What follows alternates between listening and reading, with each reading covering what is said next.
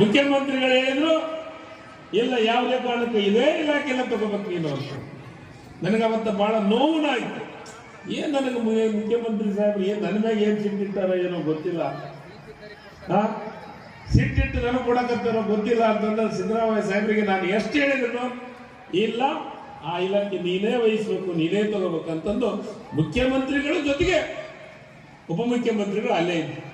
ನಾನು ಬೇರೆ ಇಲಾಖೆ ಕೇಳಿದ್ದೆ, ನಿಜವಾಗ್ಲೂ ನೀವು ಹೇಳಿದ್ರೆ ನಾನು ಬೇರೆ ಇಲಾಖೆ ಕೊಡ್ಬೇಕು ಅಂತ ಆಸೆ ಇತ್ತು.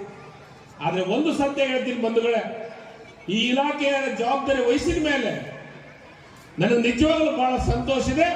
ವಿಶೇಷವಾಗಿ ಈ ಕ್ಷೇತ್ರದ ಭಾಗದ ಶಾಸಕನಾದ ಮೇಲೆ ನನಗೆ ಕನ್ನಡ ಮತ್ತು ಸಂಸ್ಕೃತಿ ಇಲಾಖೆ ಕೊಟ್ಟಿದ್ದಕ್ಕೆ ಮುಖ್ಯಮಂತ್ರಿಗಳಿಗೆ ಮತ್ತು ಉಪಮುಖ್ಯಮಂತ್ರಿಗಳೇ ವಿಶೇಷವಾದಂತಹ ಅಭಿನಂದನೆಗಳನ್ನ ಕನಿಷ್ಠ ನಾನು 3 ರಿಂದ 4 ವೇದಿಕೆ ಕಾರ್ಯಕ್ರಮದೊಳಗೆ ಸಲ್ಲಿಸಿದ್ದೀನಿ.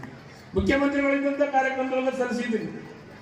ಕನಿಷ್ಠ ತಿಂಗಳಾಗಾದ್ರೂ 1 ರಿಂದ 2 ಕಾರ್ಯಕ್ರಮ ನಾನು ನಮ್ಮ